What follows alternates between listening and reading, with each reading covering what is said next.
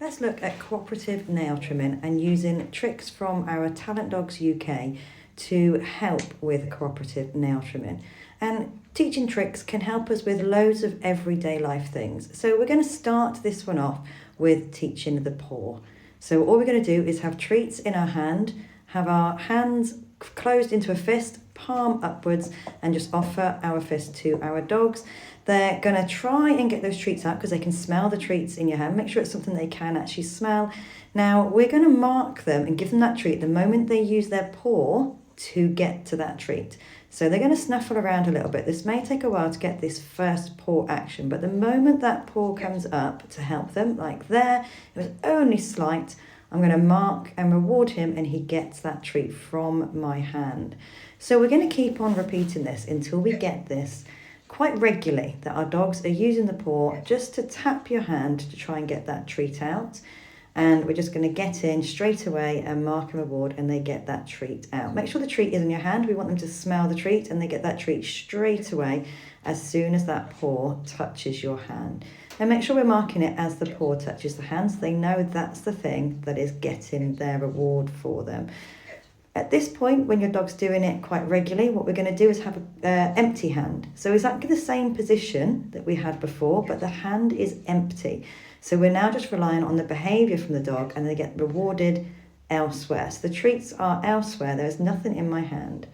At this point now, we're going to change it to having an open hand. So the hand is open and the dog targets my palm. He didn't really target it there, but he was trying, so he got a reward. I'm trying to get him round so that he's not got his bum in the camera there. And all we're doing is having that flat palm and just waiting for them to put their paw into my palm. So we really want them to be targeting your palm for this because that's where we're going to be using that trick from. So I got a little bit excited there. We had a few too many claws down my arm on that one. So we really want to get that target onto our palm. Now, if your dog is quite excited, like Kios is here, I'm just helping him to target my hand by moving my palm around so that he does actually target it, so his paw does actually hit my palm. So I'm just helping him out a little bit because he's getting very excited about all of this. And we're going to keep on repeating this until we have a consistent target into that palm. Once we're doing that, we can start to get a bit of duration on it. We're going to build the duration up nice and slowly. If your dog is used to building duration on things, then they're going to find this easy. We can get through it quickly. Otherwise, we're just going to build this up nice and slowly. So instead of marking the moment they hit our palm, we're going to be marking just as they're holding their paw in your palm for a little bit longer. Once we have some duration going, what we want to do is just close our fingers around our dog's paw. So they're getting used to us holding on to that paw. So instead of them just targeting the hand and then having the paw in the hand, if you see there, my hand is just closing around their paw. So they're getting used to me holding onto the paw so that I can start to move things around, maybe move their toes around or move the hair around. But just closing your fingers around. We're not squeezing, we're not doing anything like that. We are just closing our fingers around their paw. So we're holding onto their paw and they are staying exactly where they are, keeping their paw nice and still in your palm. If you find they're pulling their paw out of your palm when you're closing your fingers around, then just go back a stage and go back to them just targeting your palm.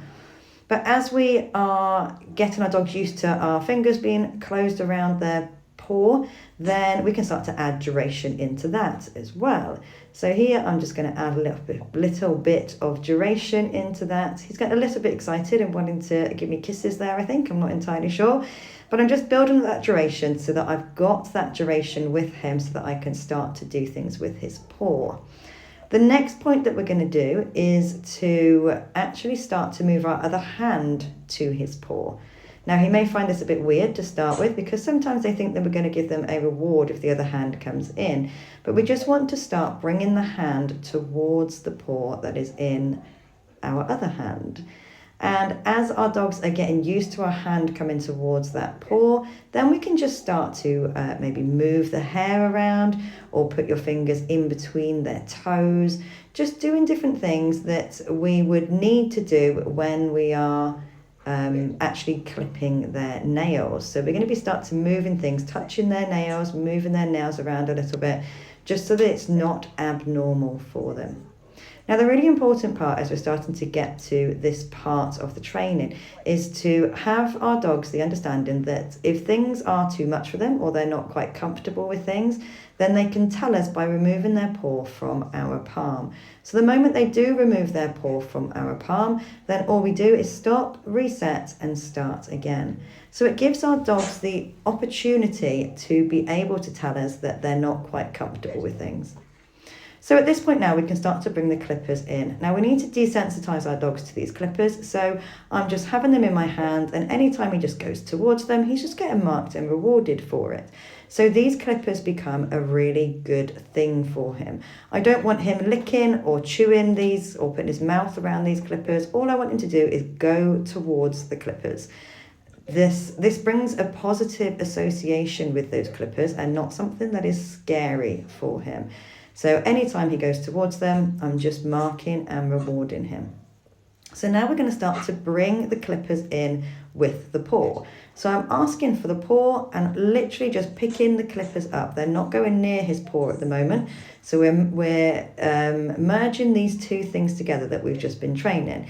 So I'm asking him for the paw. I'm not putting my fingers around or holding the paw so much. I'm just allowing that paw to be in my palm and just holding those clippers. Once he's comfortable with you picking the clippers up, we can start to bring the clippers towards his paw. So we're just telling him that actually this is a really good thing that these clippers come towards your paw. Again, nothing's happening with him. He's not having any nail trimming yet. He's just being marked and rewarded and having a positive association of those clippers being next to his paw and being close to him. So there he got a little bit excited and the paw came out of my hand. So I just stopped, reset and started again. It's his way of just saying, I'm not quite ready for what we're doing. And it's really important that we don't cling on to the paw when they're doing things like that, because we want them to be able to tell us that they're not comfortable, they're not ready, they're not in that mindset. So at this point now, he's really comfortable with the clippers being around and moving around.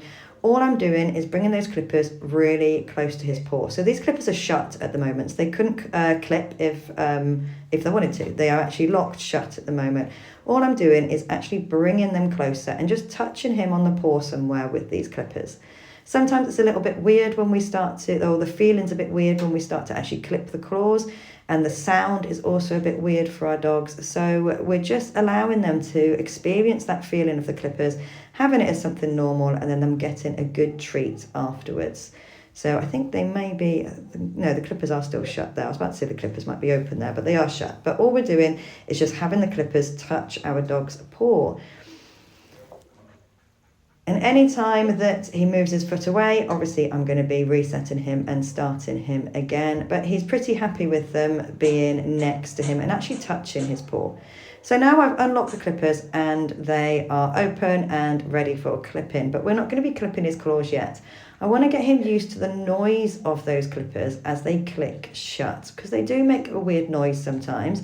So I'm increasing the distance of the clippers from the paw again, and I'm just opening and shutting, so he can hear it, he can see it, and there's nothing scary happening, and he's getting rewarded each time that happens. And I'm slowly going to decrease the distance of the clippy towards his paw, so that he's getting used to them opening and shutting closer to his paw. And I'm still not clipping a claw yet. I'm just desensitizing every part of this.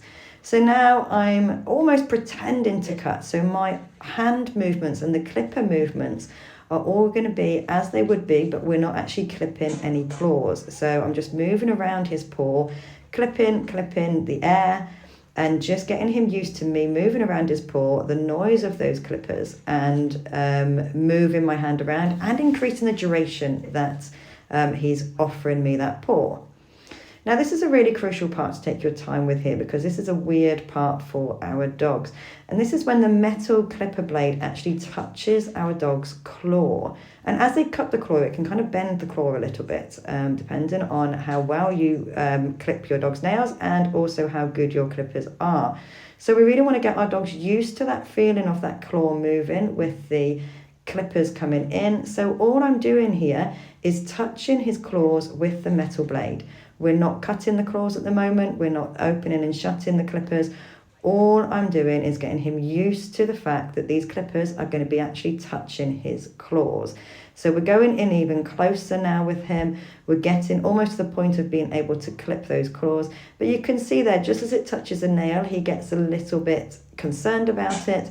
So I'm just stopping and resetting and starting again anytime he moves his claw away. So I'm not, and you can see here, I'm not really holding on to that paw. He can move his paw anytime he wants to. We are just allowing him the time and the patience to be able to get used to what's happening so that he's cooperating with us. If he wanted to move that paw, he can just move it away. You can see him flinching a little bit and moving that claw upwards. And that's just because the metal is actually now touching his claw and he's just getting used to having that metal, having that apparatus on his claw. So we're just going to take it nice and slowly with him. This is one point that took him a little bit longer than any of the other parts.